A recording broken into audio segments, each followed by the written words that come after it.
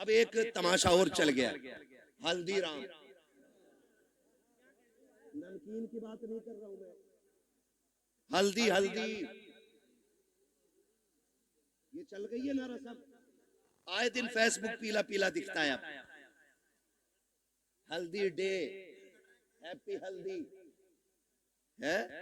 इतनी धुन से तो शबे बारात का एहतमाम नहीं करते जितनी धुन से हल्दी का कर रहे हैं। यूं तो सैयद भी हो, मिर्जा भी हो, अफगान भी हो, तुम सभी कुछ हो बताओ कि मुसलमान भी हो। क्यों लगती है हल्दी भाई? गोरा होने के लिए भैंस को 4 दिन हल्दी में डुबा के रखते, काली की काली रहेगी वो गोरी। तूने हल्दी क्यों लगाई? हाँ इमाम साहब ये बात बोल देना, इनका हिसाब करो, मेरे लल्ला की शादी से जल गए। क्यों इन पे लल्ला नहीं है? ये कंडीशन होती है। असल में बात क्या है ना, लोग उन्हें धुन से सुनते हैं जिन्हें पैसा देना पड़ता है। जो महीने के 10,000 लेता तो उसकी बात भी नहीं सुनते। ये भी कड़वी सच्चाई है। कभी ये सोच रहे हो कि अपनी जमात के खिलाफ ना, मैं जानता हूं। तो ये कंडीशन हल्दी की, हल्दी इसलिए लगती है ना कि गोरा हो जाए। गारंटी है मेरी जात, जिसकी शादी हो ना उसे 4 दिन हल्दी ना लगा, 10 दिन एतकाफ की नियत करा के मस्जिद में बैठा दे, कुरान और तस्बीह दे दो और उससे कह तुझे दुनिया की बात नहीं करनी। अल्लाह की इज्जत की कसम खा के कहता हूं, अगर 10 दिन में चेहरे पे निखार ना आ जाए तो नाम बदल देना। जो चीज थी हमारे पास वो खत्म हो गई। हल्दी अकेला एक की शादी थी तो 4 पीले बने घूम रहे, सारे मेंढक लग रहे है ना। 4 लड़कों ने पहने, कहा ये कौन है? कहा मेरा कजिन है। ये कौन है? फ्रेंड है। ये कौन है? फला से। ये कौन है? फला। इसने हल्दी क्यों लगाई? कि मुझे देखा। इसने हल्दी क्यों लगाई? कि इसने इसे देखा। हमने हल्दियों के तमाशे इतने कर दिए, हम शरीयत भूल बैठे, दीन पर से पुश्त डाल दिया। क्या इसी को इस्लाम कहा जाता है? खुदा के वास्ते सुधर जाओ, वरना कौम को तबाही से कोई नहीं बचा सकता है। क्या तमाशे हल्दी के नाम पे नहीं हुए? खुदा की कसम, हल्दी पे देखो तो सही, हाथों में घुनघुने बांधे गए। जिन मर्दों को कुछ पहनने की इजाजत न की, उन्होंने हाथों में गुनगुने पहने, गले में भैंस वाली जंजीर पहनी। क्या हो रखा है? कैसे इज्जत बढ़ती है, शान बढ़ती है। खुदा की कसम खा के कहता हूं, जिसको दाढ़ी भारी लगती हो उसके सोना पहनने से इज्जत नहीं बढ़ती है। अगर इज्जत बढ़ानी है, सोने को ठोकर मार, दाढ़ी को सीने से लगा। सोना देख करके बेवकूफ इज्जत करेगा, दाढ़ी देख करके खुदा के फरिश्ते इज्जत करने लग जाते हैं।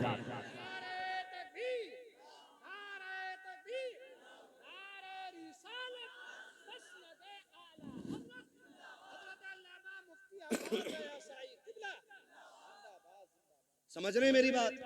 हल्दी करोगे से बंद करो हल्दी सल्दी। जितनी तूने लगाई है इतने में 4 लोगों का खाना बन जाता।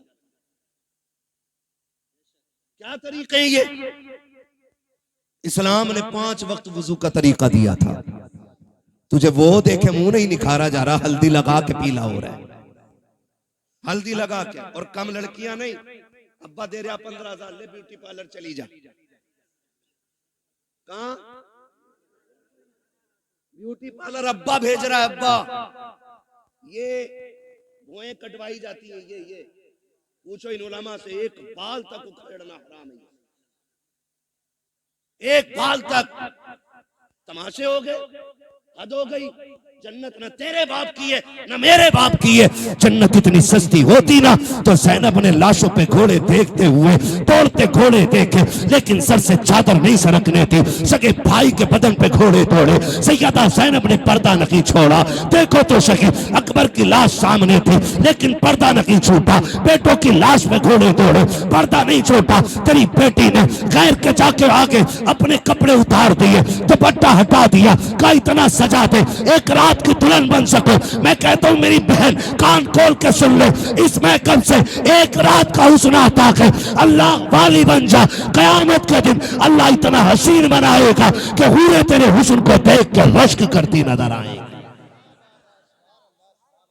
और नतीजे मेकअप कितने में होता है? अरे पैंट कितने में होता है ये बताओ, सीधी बात।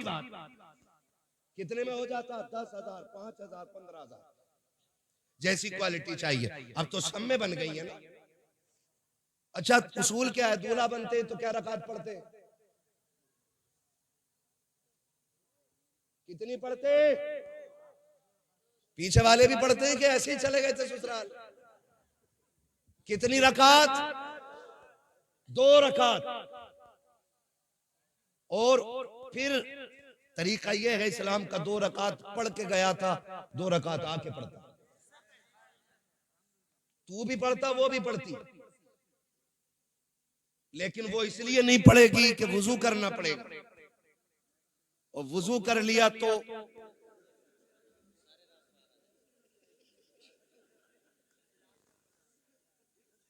मसला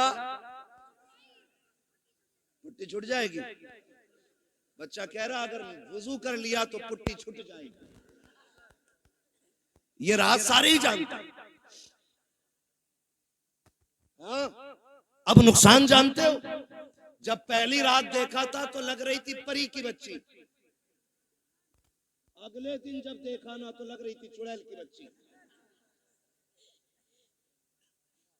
इसके नुकसान आप जानते हैं? इंसान की नजर में जो चेहरा समा जाता फिर उसको उसी चेहरे से मोहब्बत होती है। अगर वो बदल जाए तो मोहब्बत कम हो जाती है। यही वजह है जो तलाक कसरत से हो रही है।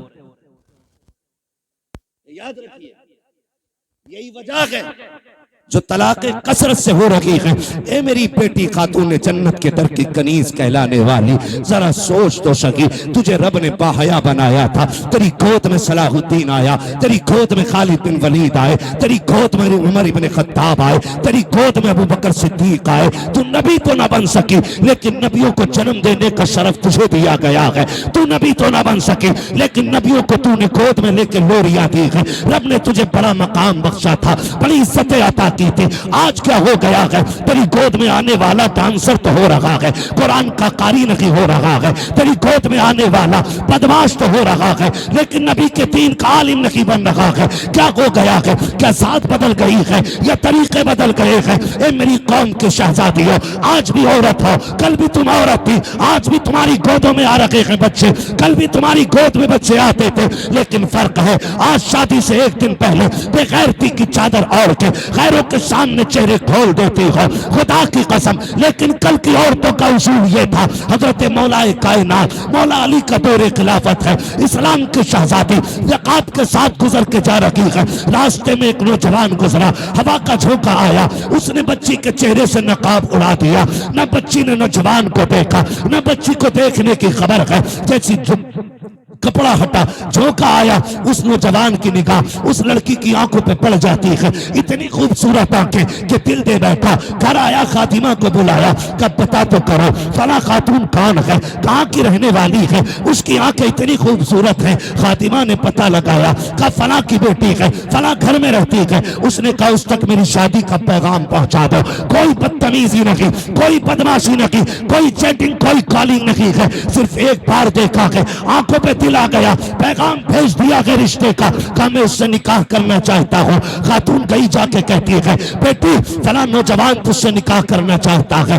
बच्ची ने कहा था वो मुझसे निकाह क्यों करना चाहता है? कहा वो तेरी आंखों का आशिक बन बैठा है। कहा उसने मेरी आंखें कहाँ देखी? कहा तू कल चौक में जा रही थी, हवा के झोंके से दुपट्टा हटा, उसकी निगाह तेरी आंखों पे पड़ गई थी। ए बेटी वो तेरी आंखों का दीवाना बन बैठा है। उसने कहा माई ठहर अभी आती हूँ। अंदर गई, जब बाहर आई है, एक हाथ में चाकू था, दूसरे हाथ में तश्त में रखी हुई आंखें हैं। उसने कहा माँ ये जाकर के आंखें उस नौजवान को दे दीजिए। औरत ने देखा चेहरे पे खून बह रहा है, तश्त में रखी हुई आंखें हैं। कहा बेटी हाय ये क्या कर दिया? कहा जाओ जाके नौजवान को दे दो और उससे कह दो तेरी निगाह इन आंखों पे पड़ गई है, मुझे कयामत में खातून जन्नत के सामने जाना है। अगर इन आंखों की वजह से उनके सामने शर्मिंदगी उठानी पड़ी तो मेरे जीने का मतलब खत्म हो जाएगा। अम्मी ये आंखें इसलिए निकाल दी है कि जिन आंखों की वजह से आका के सामने शर्मिंदा होना पड़े, मुझे उन आंखों की कतई जरूरत है ही नहीं। जिंदाबाद, सुभान अल्लाह, सुभान अल्लाह। इस्लाम की शहजादियां। और आज आज जाकर के कपड़े उतार दिए, दुपट्टे हटा दिए। क्या उम्मीद रखते हो ऐसी औरतों की गोद में सलाहुद्दीन आएगा? क्या हो गया? तरीके बदल गए। जमीनो जमा तुम्हारे लिए, मकीनो मकान तुम्हारे लिए। हम मसला के आला हज़रत के नाम पे नारे टटके लगा लेते। कौन है मसला के आला हज़रत पे? बताओ कितने हो? उनकी जिंदगी हम देखें और फिर अपनी जिंदगी देखें। कोशिश करें अल्लाह हमें आला हज़रत के तरीके पे चलाए। हाँ, समझने की भी जरूरत है और पढ़ने की भी जरूरत है।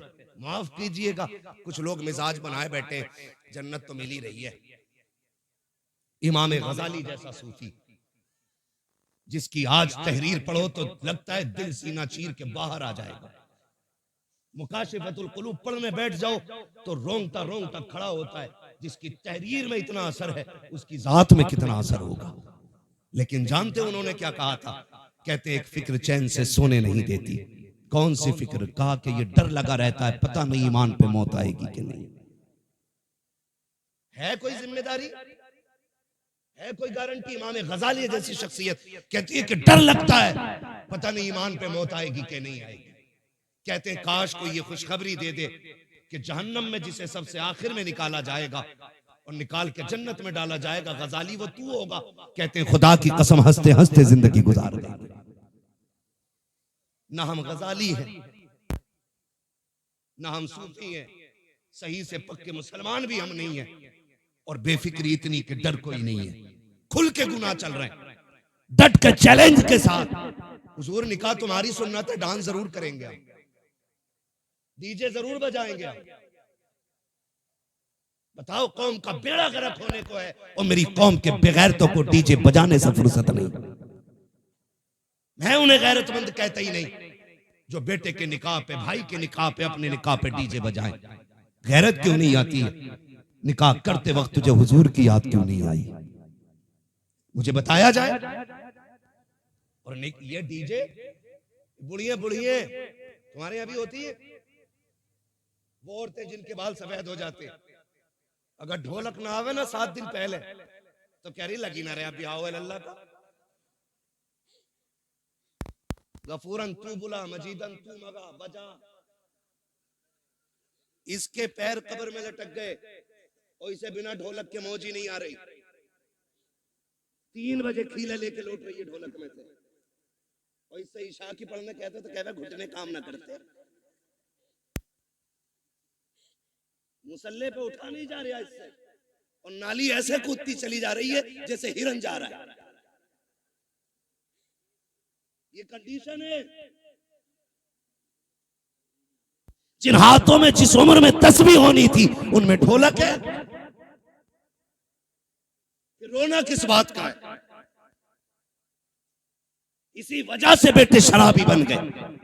जब माएं नचनियां होंगी ना तो फिर बेटे सलाहुद्दीन नहीं बनने, फिर शराबी और जुआरी बेटे पैदा होंगे। इसलिए कि मां का ही कदम अच्छा नहीं था, मां का ही कदम अच्छा नहीं था। खुदारा रवैये बदलो, अपने रवैये, और ये ढोलक खत्म होगा इंशाअल्लाह। खत्म करेंगे इंशाअल्लाह, वादा कर रहे हैं इंशाअल्लाह। 7 दिन पहले ढोलक बजा, बातें बहुत सारी हो जाएंगी, वक्त मेरा मुकम्मल हो चला है। मैं आपसे चंद बातें कहना चाहता हूँ। थके तो नहीं हो ना अभी आप? मेरी बात समझ में आ रही है ना? मैं जानता हूँ आप 5 घंटे से लगातार साउंड की आवाज कानों से आपके टकरा रही है। आप थके न थके, पर्दे थक गए होंगे, ये फितरत है। मगर आपसे मैं चंद बातें कहना चाहता हूँ। होता क्या है, क्या दिन पहले डीजे बज रहे आजकल?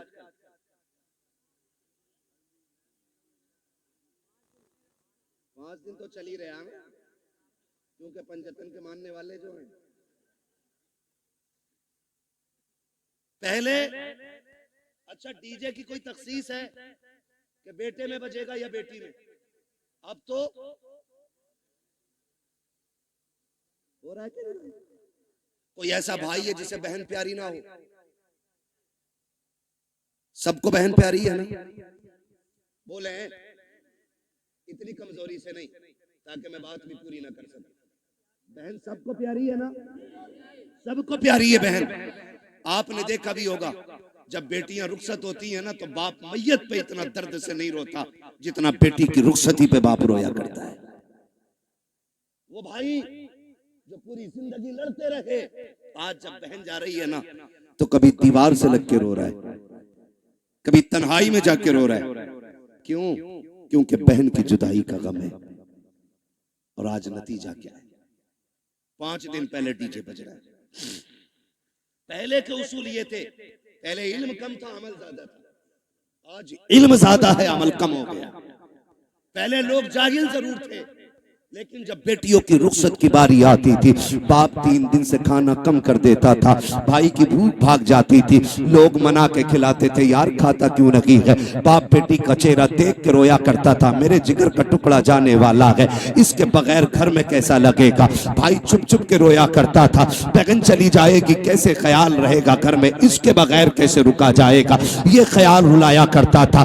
बाप भाई 3 दिन पहले रोया करते थे। आज हैरत की बात यह है 3 दिन पहले डीजे बजना शुरू हो जाता है, ऐसा लगता है बहन को रुखसत नहीं कर रहा है, घर की भला टाल रहा है, आई हुई मुसीबत घर से निकाल रहा है। और तुम्हें खुदा का वास्ता, तुम क्या जानो जब बेटियां रुखसत होती हैं, जाओ किसी बाप से जाके पूछना तू बेटी की रुखसती पे इतना क्यों रोया है। इतना तो बेटे के जनाजे पे भी नहीं रोया था। तो बाप हाथ जोड़ के कहेगा मेरी बेटी 18 साल मेरे आंगन में रखी, 22 साल मेरे दरवाजे पे रखी। मौलाना इतना जानता हूं मैं गरीब जरूर था लेकिन गलीज नहीं था, मैंने बेटी को चटनी से खिलाई लेकिन खैर के आगे हाथ फैलाने नहीं दिया, मैंने बेटी को सूखी रोटियां खिलाई लेकिन किसी के आगे रुसवा होने नहीं दिया।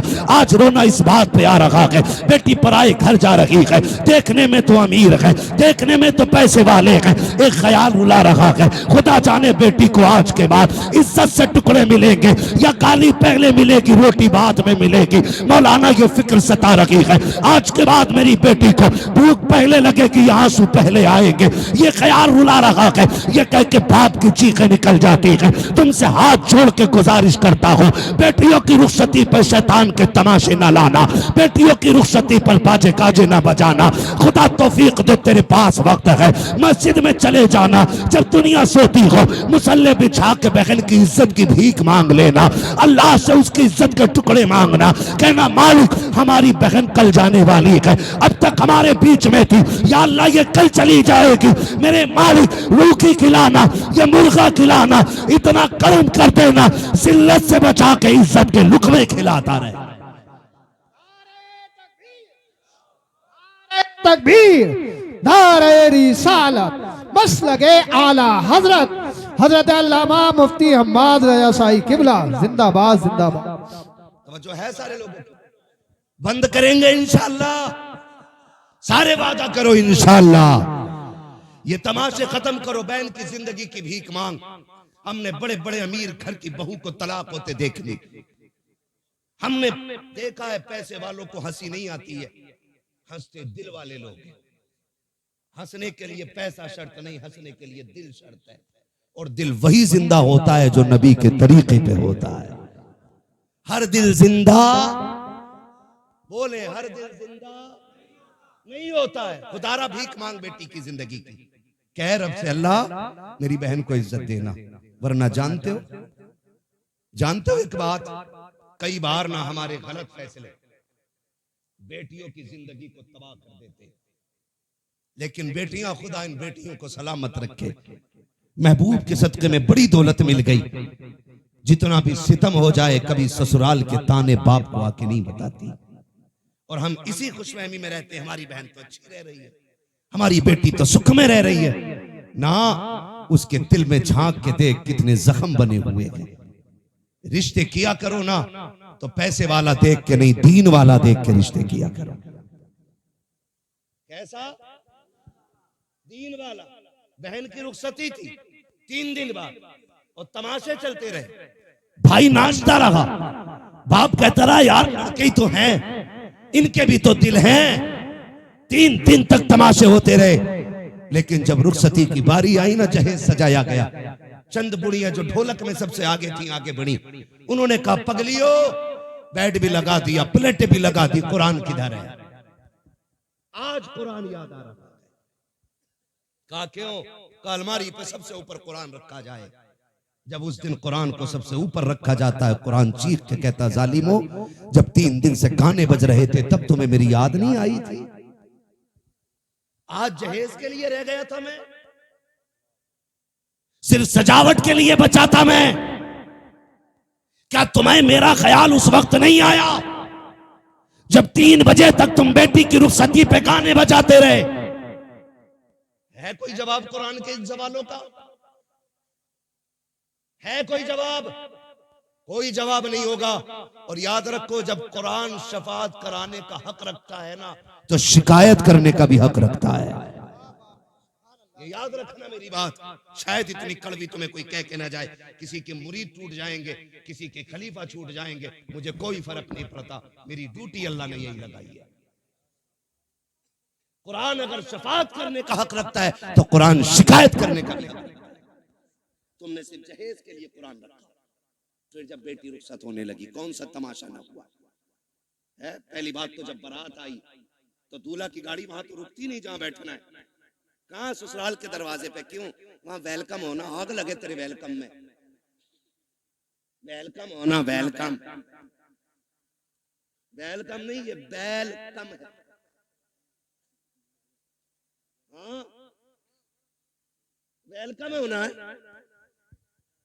वेलकम के लिए किधर गाड़ी गई? किधर जाती है? किसके? मुखिया के, प्रधान के, ससुराल के? किसके गेट पे? ससुराल के गेट पे। खुद बताइएगा। ससुराल के गेट पे गया था, इस्तकबाल किसे करना चाहिए था? मर्दों को करना चाहिए था। किसको करना चाहिए था?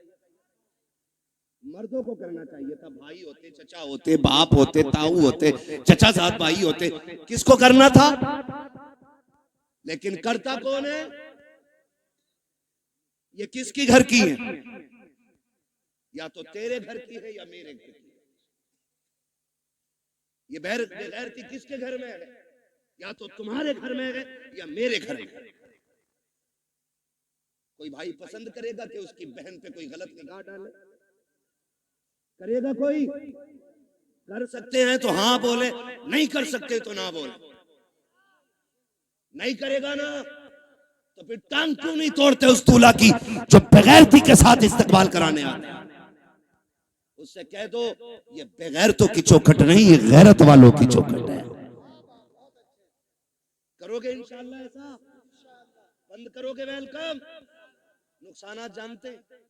जाओ देख लेना। जब वेलकम होता है ना तो जितनी लड़कियां आती हैं किसी के सर पे सलीके से दुपट्टा नहीं होता, इसलिए कि जितनी इस्तकबाल करने आएगी एक भी गैरत आजादी नहीं हो सकती। गैरत वाली बच्चियां तो घर से निकलती नहीं। ये जितनी आती है बेगैरत आती है, ये याद रखिएगा मेरी बात। जितनी आती है बेगैरत आती है।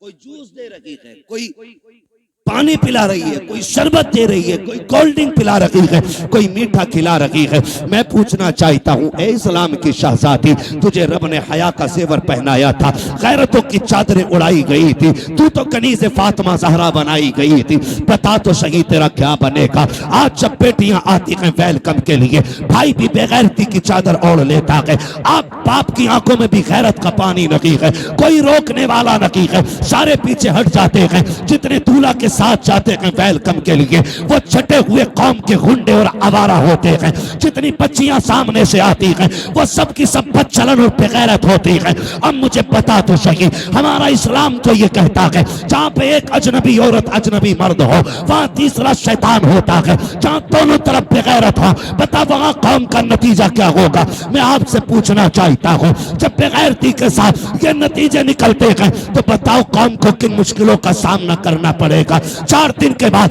जब बेटियां बाप का मुंह काला करके जाती हैं तब मौलवी के पास दुआ के लिए जाते हो, पीर से तावीज लेने जाते हो, फजर से पहले पहले आ जाए ताकि इज्जत रह जाए। ओ सालिम, अब कोई तावीज काम नहीं आएगा, अब कोई दुआ काम नहीं आएगी। 18 साल बिगाड़ा है बेटी को, इस गलती का मुदाफा 1 मिनट के तावीज से नहीं होगा।